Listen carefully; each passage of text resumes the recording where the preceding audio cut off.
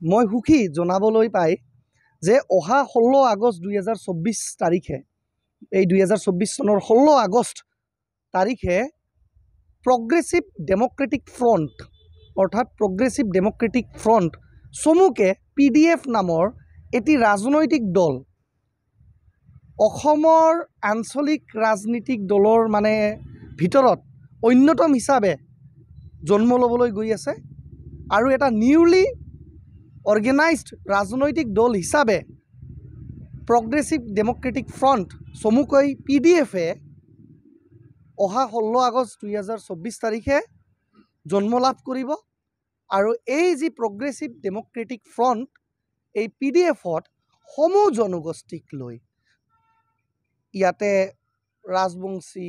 ইয়াতে আমাৰ আদিবাসী ভাইসকল ইয়াতে আমাৰ ৰাভা ভাইসকল ইয়াতে আমাৰ বঙালী ভাইসকল ইয়াতে আমাৰ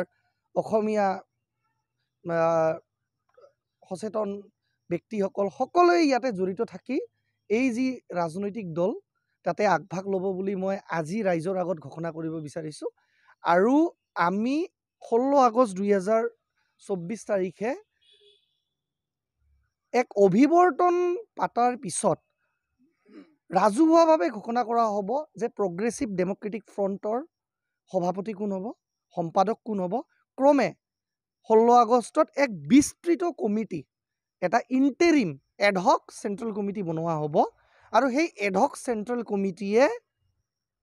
90 দিনৰ টাইম লাভ কৰিব এই 90 দিনৰ ভিতৰত তেওঁলোকে BTCৰ যি 40টা সমষ্টি এতিয়া আছে এই 40টা সমষ্টিৰ ভিতৰত 24টা সমষ্টিত ব্লক কমিটি তেওঁলোকে 90টা দিনৰ ভিতৰত গঠন কৰিব আৰু মেণ্ডেট ইটোই দিয়া হৈছে যদি ইয়াতে প্ৰেছিডেণ্টজন বড়ো থাকে ব্লক প্ৰেছিডেণ্টজন ইয়াতে জেনেৰেল ছেক্ৰেটাৰীজন নন বড়ো থাকিব আৰু কোনোবা ব্লকত যদি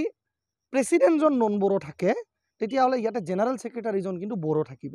অৰ্থাৎ ষ্ট্ৰিক্ট গাইডলাইনছত বড়ো আৰু নন বড়োক সমান্তৰাল কৰি বেলেঞ্চ কৰি লৈ গৈ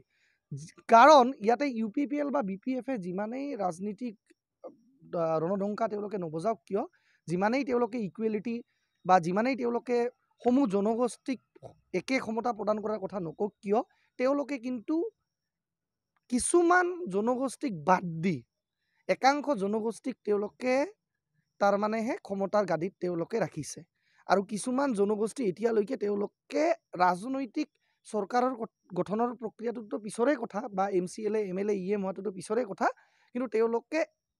সেইবিলাক UPPL বা BPFৰ ৰাজনৈতিক দলৰ চেণ্ট্ৰেল কমিটি বা ডিষ্ট্ৰিক্ট কমিটি বা ব্লক কমিটিৰ কিন্তু প্ৰেছিডেণ্ট ছেক্ৰেটাৰীৰ দৰে মেইন পদবিলাক কেতিয়াও তেওঁলোকে লাভ কৰা নাই তো আমাৰ লক্ষ্য এইটোৱেই থাকিব যে বড়ো নন বড়ো সকলোকে সমান্তৰালভাৱে ক্ষমতা দলটোত প্ৰদান কৰি যেনেকেই মই কৈছোঁ যে প্ৰেছিডেণ্টজন যদি বড়ো হয়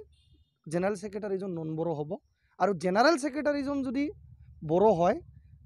প্ৰেছিডেণ্টজন নন বড়ো হ'ব আৰু প্ৰেছিডেণ্টজন বড়ো হ'লে জেনেৰেল ছেক্ৰেটাৰীজন নন বড়ো হ'ব